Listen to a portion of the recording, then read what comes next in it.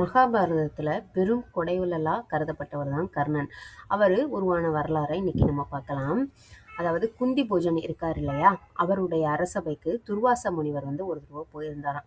அப்ப அவருக்கு வந்தவருக்கு நல்லபடியா விருந்தளிக்கணும் அப்படின்னு சொல்லிட்டு அந்த வேலையை ஃபுல்லா குந்தி தேவிக்கு கொடுத்திருந்தாராம். தன்னுடைய மகளான இளவரசியான குந்தி தேவிக்கு கொடுத்திருந்தாரு.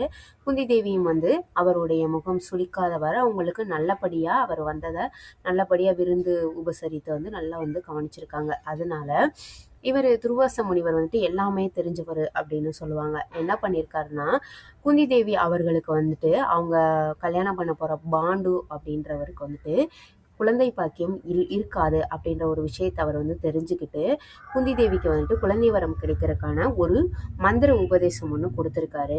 அவங்க அறியாத வயசுல என்ன பண்ணிட்டாங்கன்னா, அதை செக் பண்ணி பார்க்கணும் அப்படின்னு சொல்லிட்டு சூரிய பகவானை நினைச்சு அந்த ஒரு மந்திரத்தை சொல்ல, உடனே சூரிய பகவான் முன்னாடி தோன்றியனோன்னு பார்த்தீங்கன்னா அவங்களுக்கு ஒரு குழந்தை ஒன்று கையில கிடைச்சிருக்கு.